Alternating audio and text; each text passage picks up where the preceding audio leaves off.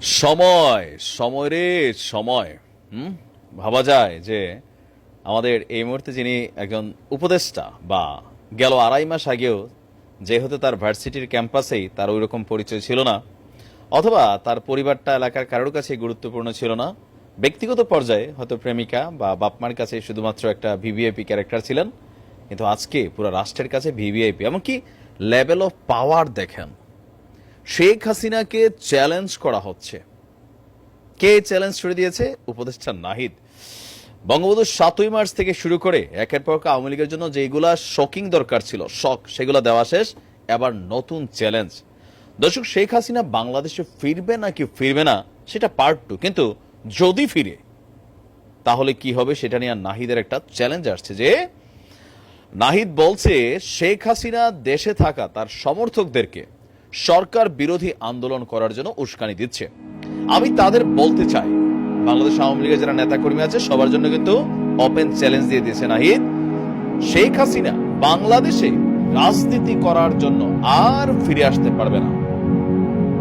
শেখ হাসিনা বাংলাদেশে রাজনীতি করার জন্য ফিরে আসতে পারবে না তো কি শুধুমাত্র ফাঁসির কাষ্ঠে দাঁড়ানোর জন্যই ফিরবে? তার মানে বাংলাদেশে যদি শেখ হাসিনা ফিরে তাহলে আর তার পলিটিক্সের সুযোগ নেই। সোজাসুজি আন্তর্জাতিক অপরাধ ট্রাইব্যুনালে যে মামলাগুলো দায়ের হয়েছে বা তার নামে এই যে জুলাই আগস্টে যতগুলা ঘটনা ঘটেছে, হত্যাকাণ্ড, পুলিশ থেকে শুরু করে সবকিছুর দায়ভার শেখ হাসিনার, এমন বক্তব্য কিন্তু উপদেষ্টা নাহিদ দিয়েছেন। আর তার এই বক্তব্যের কমেন্টে আওয়ামী লীগের নেতাকর্মীরা মোটামুটি নাহিদের 14 গোষ্ঠী উদ্ধার করছে। পাশাপাশি আবার তার সমর্থকরা বলছে ইয়াস, এটাই তো আমরা চাচ্ছিলাম। তো এই মুহূর্তে আমরা যদি পাবলিকলি একটু দেখি, আওয়ামী বিরোধী যে রাজনৈতিক শক্তিগুলো আছে সবাই কিন্তু মনে মনে এটাই চাওয়া যে শেখ হাসিনাকে কোন রকমে যদি একবার মানে ওই দড়ি পর্যন্ত নেওয়া যাইতো তাহলে মনে মনে অনেকেই সুখ পাইতো। বাট এই কাজটা বিড়ালের গলায় মানে রশিটা কে লাগাবে? থাকে না, একটা গল্প পড়ছিলাম ছোটবেলায় যে একটা বিড়াল ধরে ধরে সব ইঁদুর খেয়া ফেলতো। তো ইঁদুরের একদিন বৈঠক করছে যে আমরা এখন বাঁচার জন্য উপায় কি। তো পরে এক বৃদ্ধ ইঁদুর ছিল, একটা বুদ্ধি দিছে, একটা ভালো জিনিস করা যায়, যদি বিড়াল আসে তার গলার মধ্যে একটা ঘন্টা বাইজা দিব আমরা, তাহলে যখন সে আসবে আমরা আগেই টের পাবো, তারপর আমরা আগেই সবাই সচেতন হইয়া নিরাপদ দূরত্বে চলে যাব। সুন্দর পরামর্শ, সবাই তালি দিল। তো প্রশ্ন হচ্ছে বিড়ালের গলায় এই ঘন্টাটা বাঁধতে যাবে কোন ইঁদুর? তো আজকের দিনে আইসা শেখ হাসিনার ফাঁসি অনেকেই মনে মনে চায়, কিন্তু এই যে কাজটা কে দায়িত্ব নিয়ে এই কাজটা করবে সেটা নিয়ে কিন্তু একটা ভয়ের বিষয় আছে।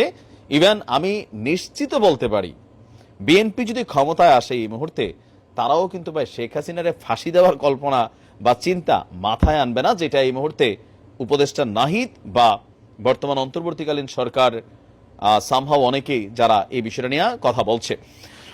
নাহিদ বলছে যে 5ই আগস্ট দুপুর পর্যন্ত আন্দোলনকারী ছাত্র জনতার উপর স্নাইপার দিয়ে গুলি চালানো হয়েছে। সেদিন শেখ হাসিনা তার সব নেতাকর্মী এবং পুলিশ বাহিনীকে মাঠে থাকার নির্দেশনা দিয়ে কাউকে না জানিয়ে তিনি দেশ ছেড়ে পালিয়ে গেছে।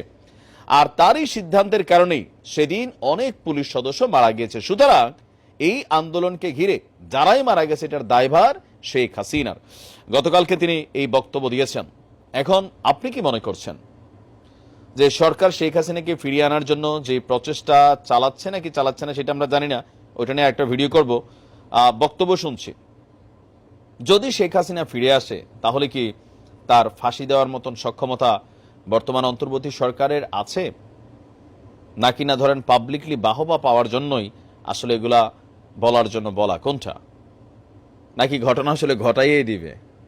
কারণ শেখ হাসিনা যেমন পালাই যাবে কেউ কল্পনা করে নাই, আবার নাহিদ সার্জিস তারা এইরকম ঘটনা ঘটাই দিতে পারে, এটাও কিন্তু অনেকে আবার ভাবতেছে মানে হইতেও পারে। আপনি কি ভাবছেন? কমেন্টে লিখুন। ভালো থাকুন। আসসালামু আলাইকুম।